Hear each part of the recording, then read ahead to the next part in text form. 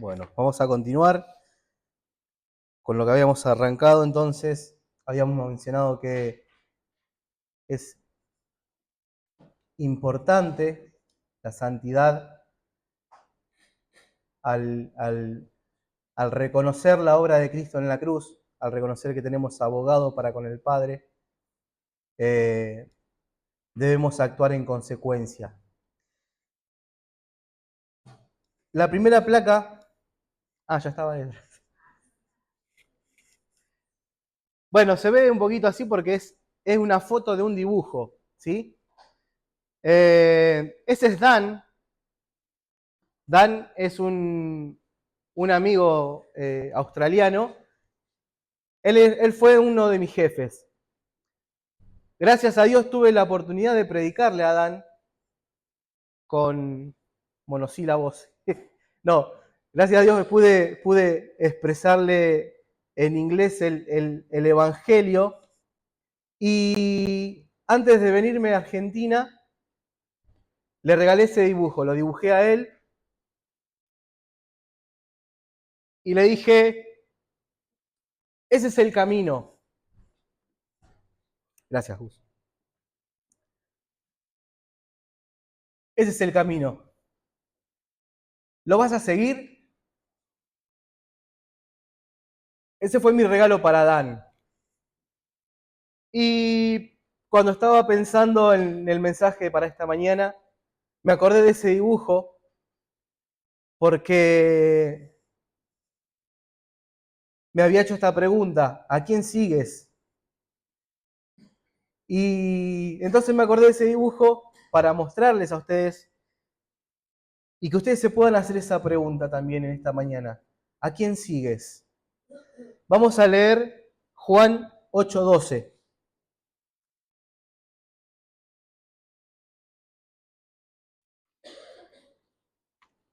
Pasaje muy conocido.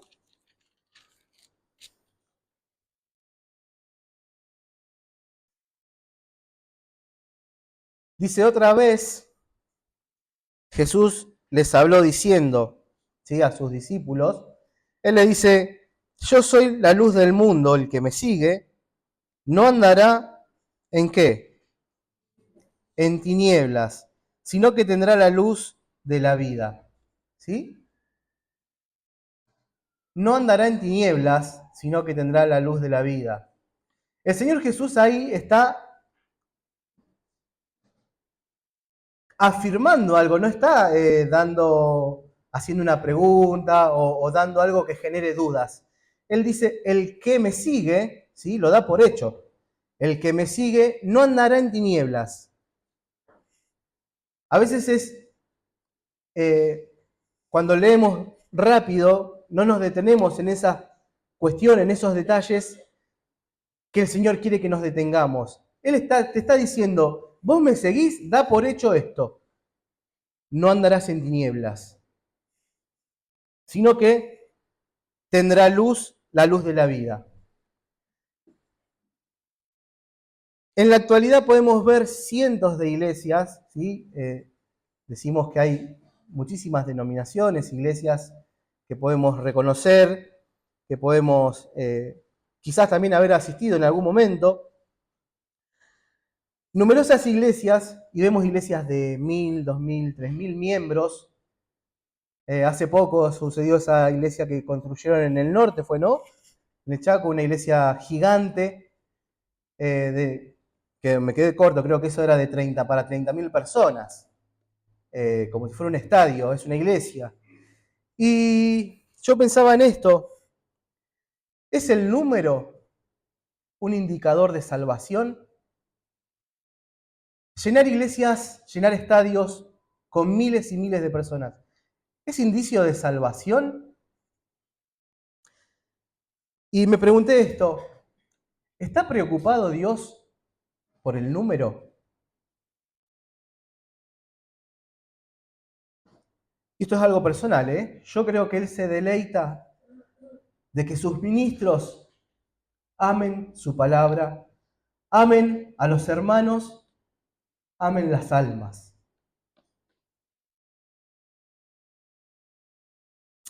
Hace tiempo que el hombre está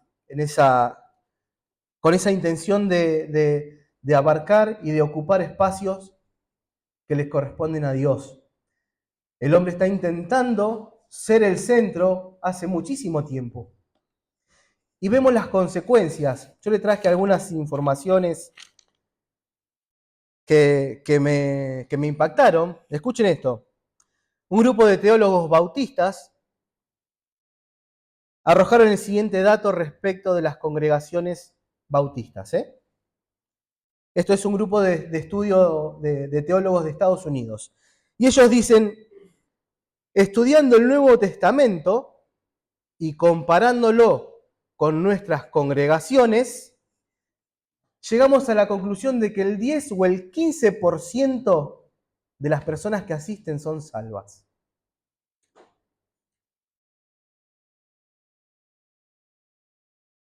Otra estadística, en esta no me voy a permitir hablar de denominación. Dice, de todas las denominaciones hay una que tiene la tasa más alta de divorcios y más personas en la cárcel. ¿Sí? Yo no lo había leído nunca eso. Hay una de todas las denominaciones que tiene la tasa más alta de divorcios y más personas adentro de la cárcel. No porque se hayan convertido adentro, que quede claro eso. Personas que cometen delitos de abuso, delitos de malversación de fondos, ¿sí? De iglesias cristianas, iglesias que dicen seguir al Señor, iglesias que dicen seguir a aquel que hoy estamos recordando, pero que en su nombre hacen un montón de cosas que hoy vemos las consecuencias. Y yo me preguntaba, ¿por qué sucede esto? Y se me llenaba la cabeza de preguntas. Una es, ¿será la forma en la que predicamos? ¿Estamos enseñando santidad en las congregaciones? ¿Estamos viviendo santidad? ¿Estamos practicando disciplina? ¿Qué estamos enseñando a los que vienen atrás? A los hermanos más jóvenes en la fe y a las hermanas más jóvenes en la fe. ¿Qué les estamos mostrando de lo que Dios nos enseñó? ¿Qué les estamos mostrando de lo que Dios dejó, de lo que el Señor nos mostró para que siguiésemos? Nuestra teología viene sufriendo el impulso o ¿cómo se dice cuando alguien genera sobre otro de moda forzosa? Influencia. Esa es la palabra.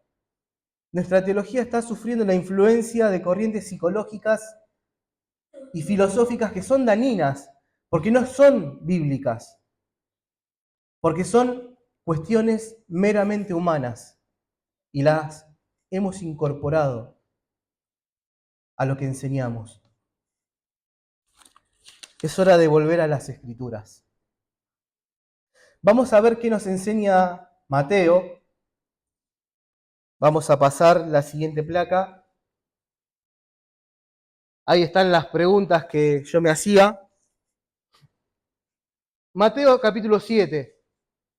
Vamos a encontrar enseñanzas fundamentales con las que el Señor nos muestra, nos habla acerca de la naturaleza del hombre y nos deja claves que nos permiten reconocer la verdadera conversión, salvación del hombre. Cuando me puse a leer Mateo 7, sentí algo muy fuerte con respecto a esto que vamos a leer. Mateo capítulo 7 está lleno de enseñanzas, pero vamos a centrarnos en... Fíjense, ustedes tienen los títulos también.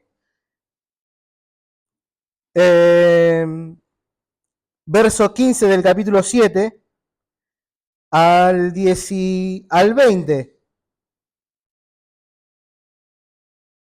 Capítulo 7. ¿Qué título tienen ustedes en la Biblia? Por sus frutos los conoceréis. Dice la palabra de Dios en Mateo 7,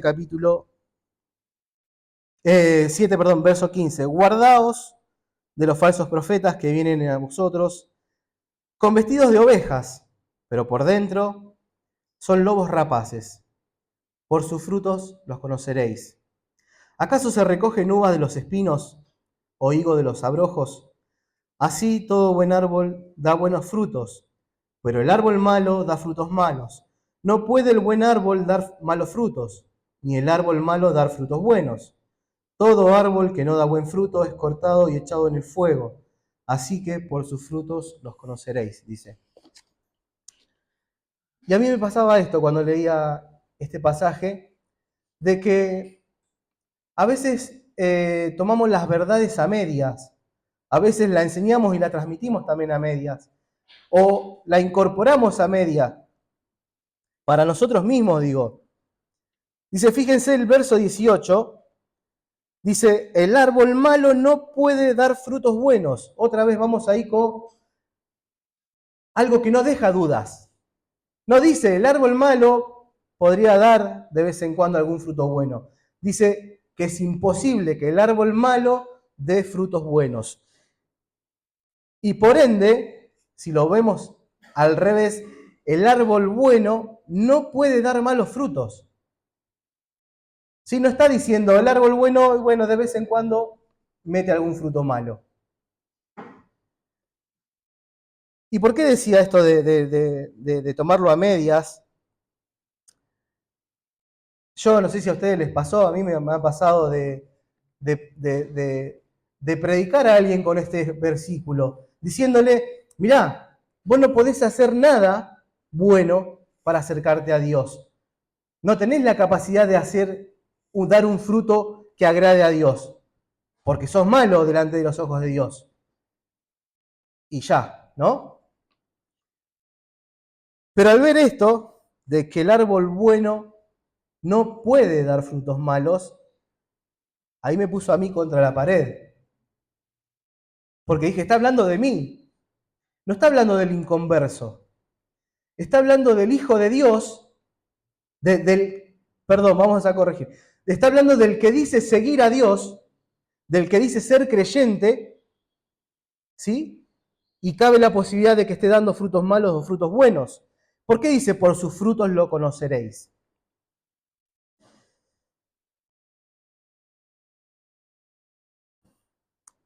¿Alguien escuchó alguna vez predicar con esos versículos? A mí me pareció tan común y cuando me vi yo dentro del pasaje dije, guarda, opa. Vamos a ver qué dice la primera parte del texto, me puse yo. ¿Qué es esa? Olvídate del inconverso y acordate de vos, Matías, me dije. ¿El árbol bueno puede dar frutos malos? Está claramente que no. Es imposible que el inconverso dé frutos buenos, pero a la vez hace imposible eso, que el bueno dé frutos malos. Ahora, ¿esto significa que el cristiano no puede pecar? ¿Esto significa que el cristiano debe ser perfecto? No, no estoy hablando de perfeccionismo.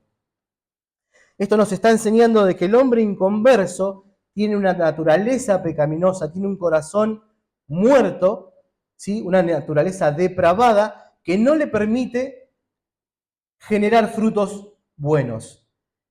Y por ende, a la vez el creyente tiene una naturaleza nueva.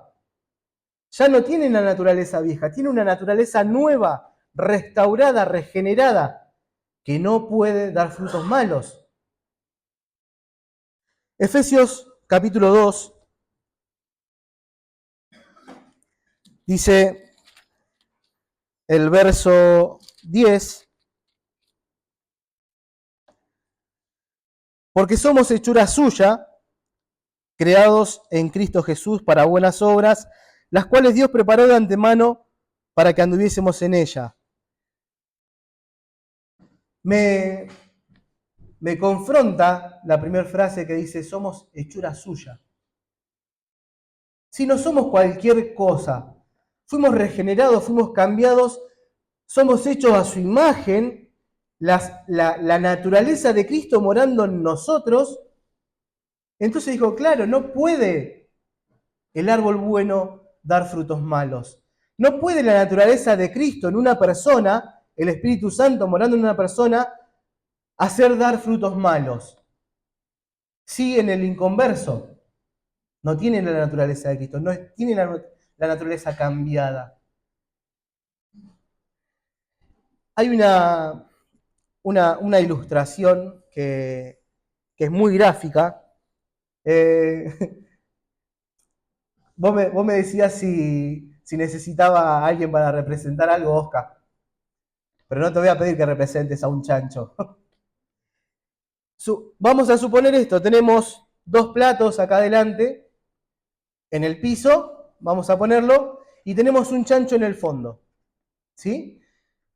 A mi izquierda, un plato lleno de basura, bien podrida, bien olorosa. A mi derecha, ¿qué podría ser? Un plato gourmet. Ana, ayúdame con un plato gourmet, Esteban. Pero algo bien gourmet, ¿eh? No una milanesa con papas. Ahí tenés, un pato a la naranja, un plato lleno de basura, olorosa y ya casi putrefacta, con ahí unas larvas. ¿A dónde va a correr el chancho? A la basura. ¿Por qué? Es su naturaleza. Es su naturaleza. Y si tuviéramos la posibilidad de que ese chancho en este momento le cambiásemos la naturaleza y lo transformáramos en un hombre, y el chancho está en el plato ahí, en el plato de basura, ¿qué pasaría con ese hombre al transformarse y encontrarse frente al plato de basura? Dejaría de comer, hasta se sentiría mal, hasta quizás quisiera vomitar al verse frente a eso. Le generaría rechazo.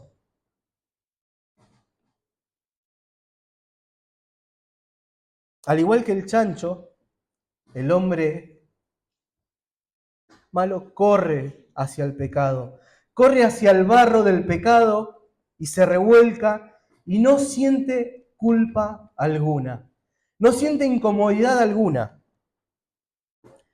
Él no puede dejar de hacer lo malo.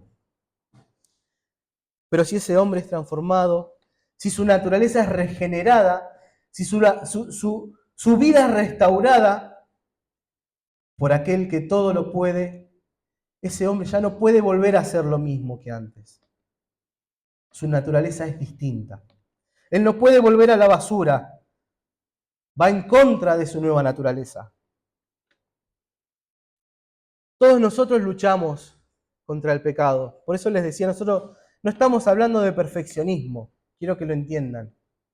Todos nosotros luchamos contra el pecado y podríamos decir, sí, luchamos contra el pecado porque vivimos en un cuerpo de carne y la carne es débil. Es una lucha que tenemos constante. Pero luego de entender esto, que vi al verme en esa lectura, simplemente ya no podemos ser ni hacer lo mismo que antes.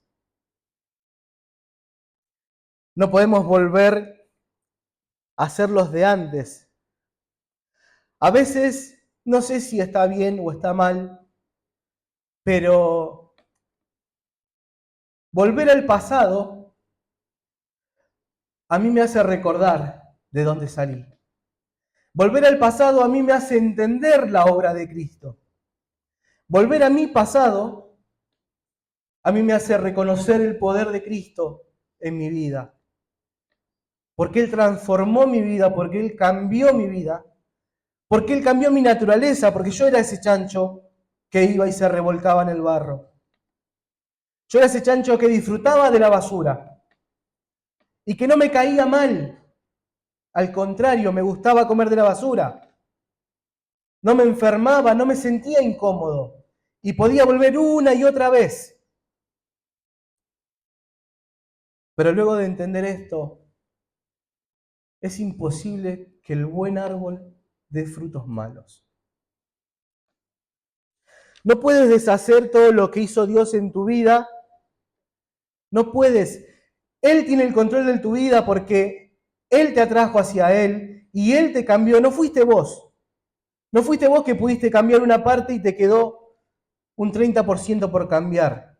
La obra completa es de Cristo, es del Padre, es del Espíritu Santo, no tuya. ¿Vas a caer? Sí. ¿Vas a pecar? Sí. Pero te va a doler,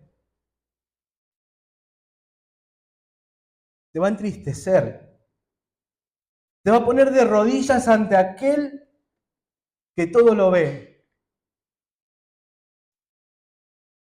Te va a hacer doblar delante de su presencia para que le busques y seas restaurado. Ya no eres el de antes. Mateo 26:41.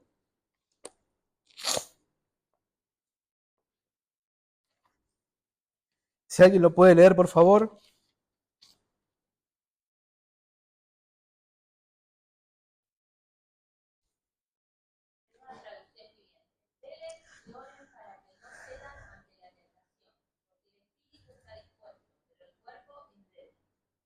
Otro pasaje más que yo me quedaba con la última frase. ¿Qué dice la última frase? La carne es débil. Fue un caballo de batalla durante mucho tiempo ese. Donde pude justificarme, donde pude decir, bueno, pero la carne es débil. Por eso caigo una y otra vez. Por eso vuelvo a la basura una y otra vez.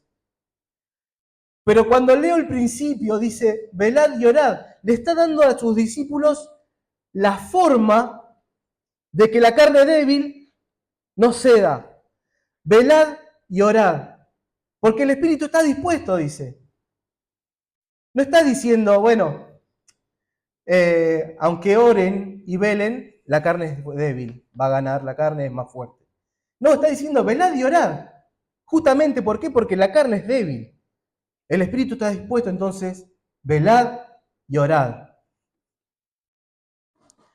Nosotros la leímos tantas veces a esta frase, yo principalmente, y, y siempre me quedaba cómoda la tercera parte del versículo.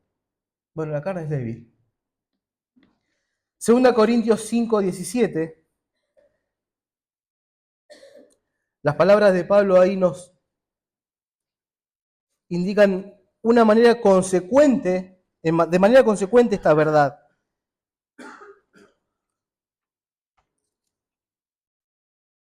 2 Corintios capítulo 5, verso 17 dice,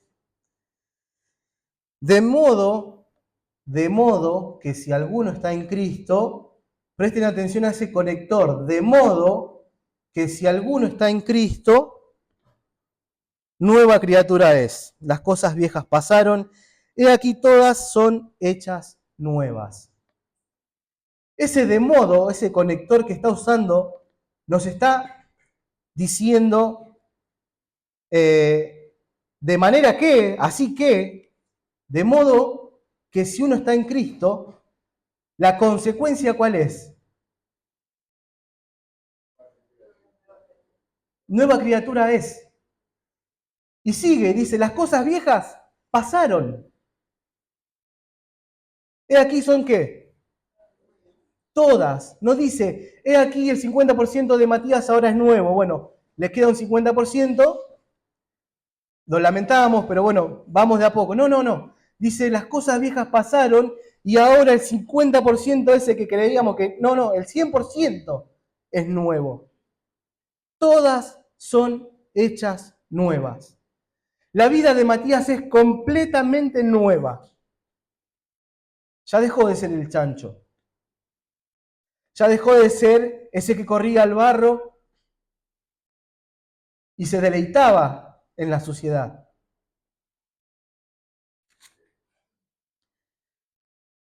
Estos conectores, de manera que, así que, se usan para expresar el resultado de algo, de una acción, la consecuencia o final de algo. De modo que si alguno está en Cristo, nueva criatura es. Las cosas viejas pasaron y aquí todas son hechas nuevas. Hermanos y hermanas, debemos empezar a reconocer la obra de Cristo en nuestras vidas.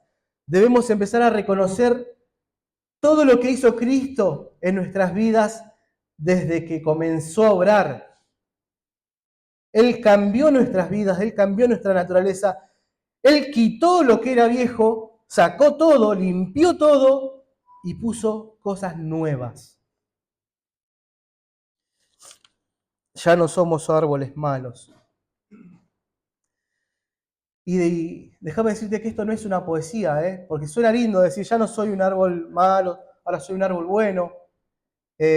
Hablar de frutos buenos y frutos malos de un árbol. Podríamos hacer un verso, una poesía. Esto no es una poesía. Es una realidad.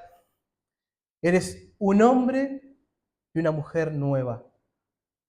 Eres una persona nueva ante la presencia del Creador, el que cambió tu vida. Él puso cosas en tu vida nuevas que vos no tenés ni idea.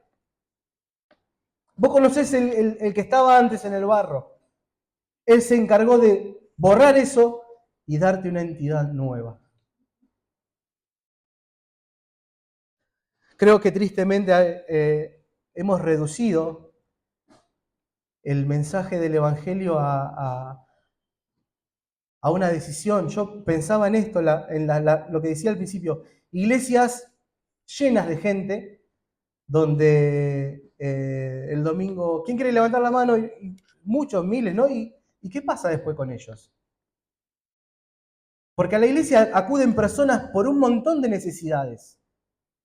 Necesidades económicas, necesidades de asistencia por abuso, necesidades de todo tipo. ¿Sí? Pero vemos las consecuencias.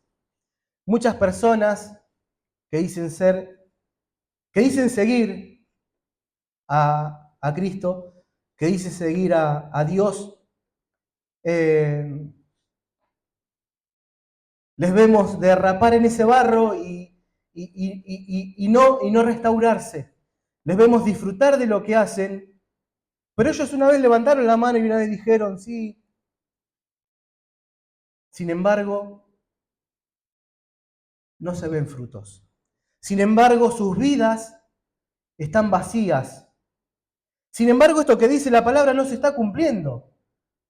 Buen árbol, buenos frutos. Mal árbol, malos frutos. No se está cumpliendo del lado del buen árbol, diría.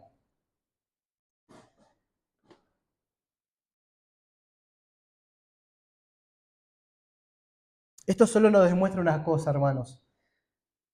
Las congregaciones están llenas de personas y hay personas que se han convertido a ese mensaje que hoy vinimos a recordar. Y hay personas que no. Porque no está hablando de los inconversos, de los que están afuera y los que no conocen. Están hablando de aquellos que ministran en nombre del Señor y que con el codo borran, como se suele decir. Por sus frutos los conoceréis. Y yo digo, ¿acaso el Señor es capaz de perdonar la condena del pecado, pero no el dominio del pecado de una persona? Absolutamente no. Dios perdona la condena y quita el dominio del pecado. Ya no somos esclavos del pecado. Somos hijos. Ya no somos esclavos del pecado. No podemos ser esclavos y ser buen árbol que da buenos frutos. No se puede. Los dejo yo con estos dos interrogantes. ¿Puede el árbol dar frutos malos? El buen árbol, perdón. ¿O puede el árbol malo dar frutos buenos?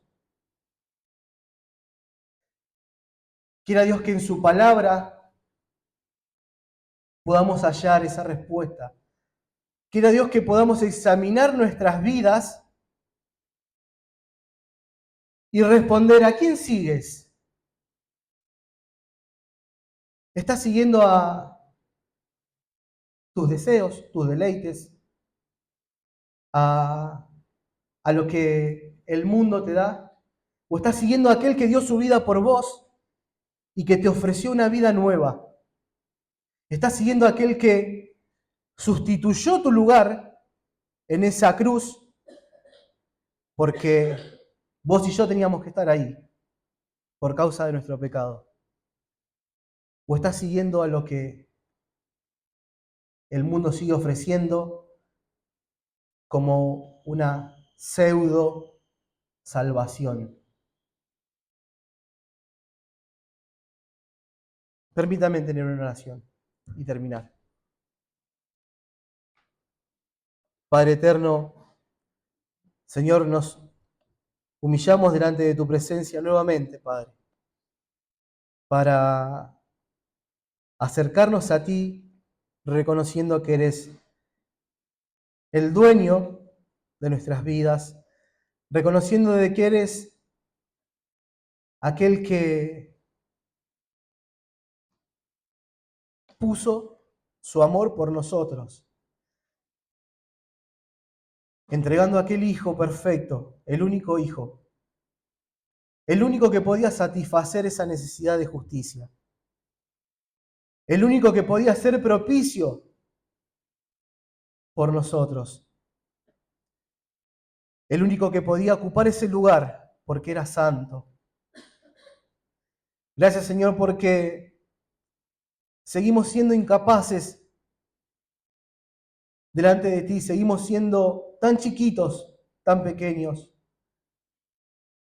pero tú nos permites acercarnos, tú nos permites mirarte, tú nos permites saber de ti, escucharte. Es un privilegio, Señor, para nosotros poder abrir tu palabra.